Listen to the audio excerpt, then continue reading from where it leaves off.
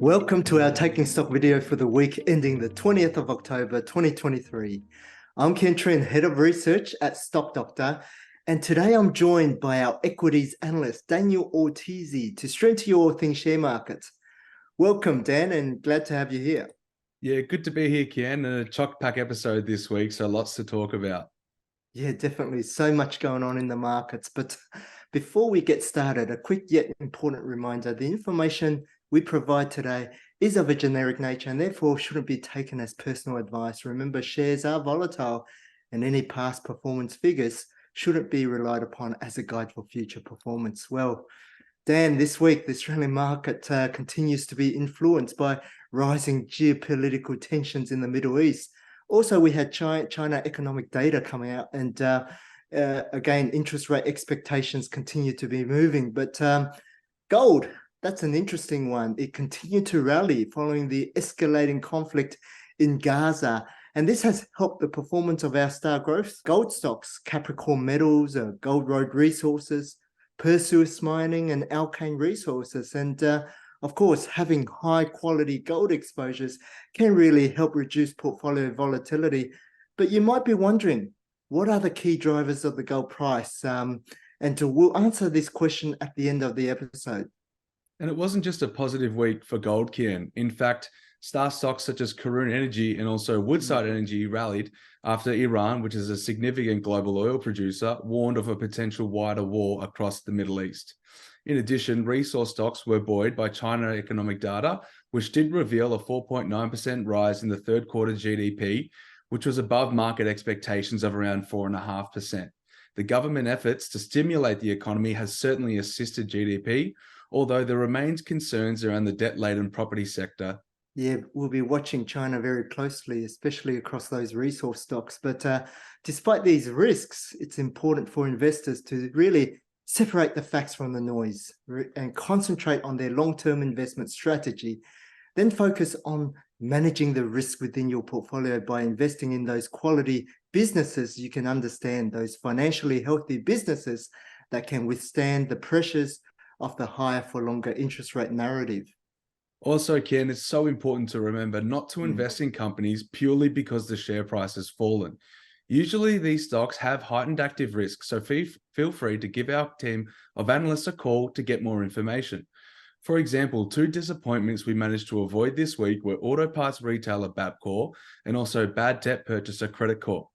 Bapcor's guidance at its AGM did miss market expectations off the back of a slowdown in consumer spending and also cost inflation and higher interest expenses. This all led to pressure on its underlying profit margins. And for Credit Corp, we'll speak a bit about this business later on in the episode.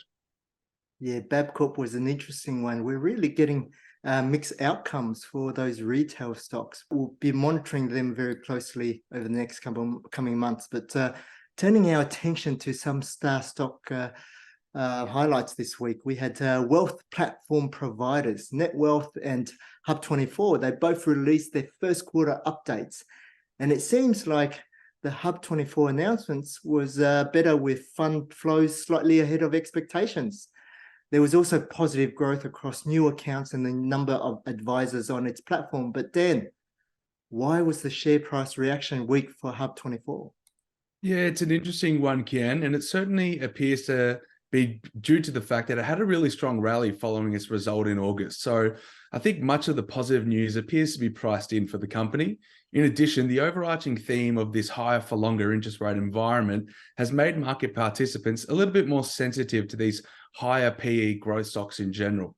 Remember that high interest rates are also an earnings tailwind for companies like Hub24 because it does generate cash management fees. Yeah, very interesting, Dan. Meanwhile, Netwealth, they were punished after stating that outflows in the September quarter were higher than expected. That was driven by withdrawals from high net worth clients. But despite this, the business was still able to generate a 2.4% rise in funds under administration. Given that high net worth clients pay a tiered platform fee, our analyst Ryan doesn't believe that the elevated outflows will have a material impact to their earnings. Yeah, very important point to highlight there, Kien. We also note, however, that the founders, Matthew and Michael Hain, have been selling share parcels in recent months. We are continuing to monitor the situation, but note that they remain significant shareholders within the business, and therefore there's some good skin in the game there. Yeah, watching that very closely, Dan. But within the financial space, another interesting update came from annuities provider and borderline star growth stock, and also star income stock Challenger. We were relieved to see management reaffirm their earnings guidance for financial year 24 earnings growth of around 8%. That's right, Ken. And also a part of our investment thesis is that the group continues to experience stronger annuities demand from retail investors. Now, this is because annuities are now paying more attractive rates, driven by, of course, the interest rate cycle. In addition, 91% of annuities were sold in maturities of 2 years or longer. Now, this allows Challenger more time to generate higher returns on the capital that they're taking in from the annuities. This should help support the improved return on equity outlook and also its forecast gross dividend yield of around 5.5% under Golden Rule 3. And despite the seemingly positive update, Dan, the share price actually fell. And digging deeper, I believe this was due to the business experiencing lower institutional sales and a fall in total annuity sales from the prior year, even though most of the decline came from lower margin fixed-term annuity products of only 1 year. Challenger is beneficiaries of a higher interest rate environment as well, and those who believe in this theme for the foreseeable future could look at this stock as an opportunity. Currently, the stock is currently trading at a decent discount to the consensus price target. Now, looking ahead in the corporate calendar, Dan, we expect a few more companies to provide trading updates from their AGM, including Kelsian, APA Group, GUD Holdings.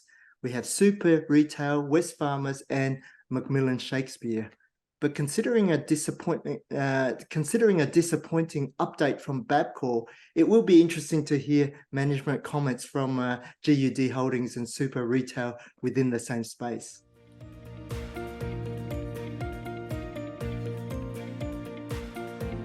We're under the microscope this week. We cast our eyes on X-Star stock Credit Corp Group. For those who are unfamiliar with the story, Credit Corp is Australia's largest debt purchasing business, but most of its earnings are generated by purchasing debt ledgers, or otherwise known as PDLs, and these represent a portfolio of bad debts sold to Credit Corp by credit providers like the banks and utility companies.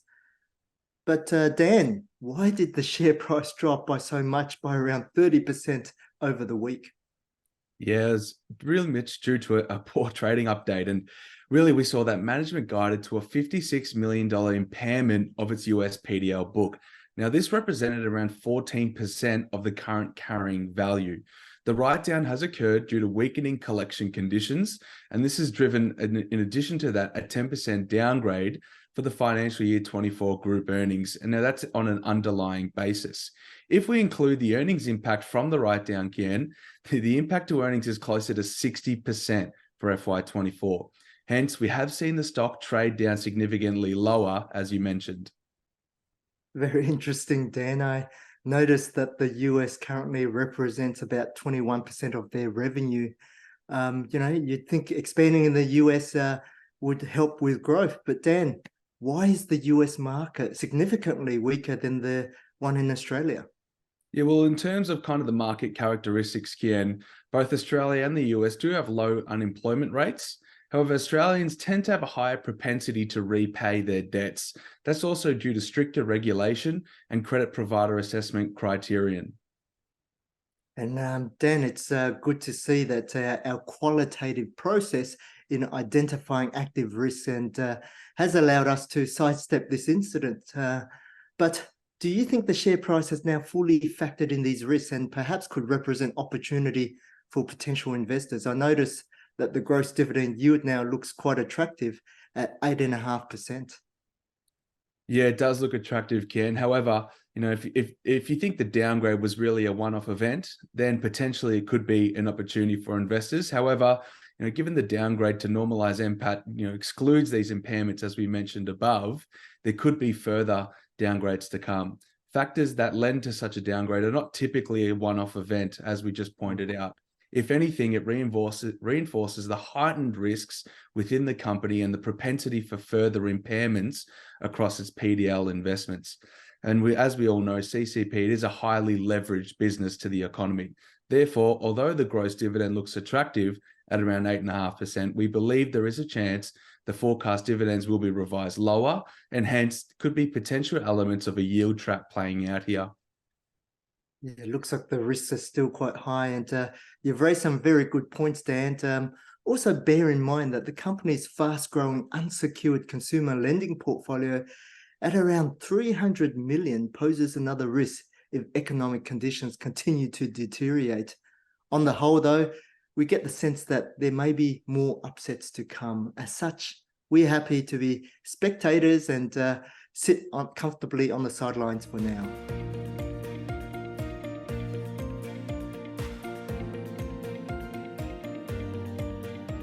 Now, considering the recent escalation in gold prices influenced by the heightened geopolitical risks in the Middle East, I think it's timely for us to discuss the historical drivers behind gold pricing.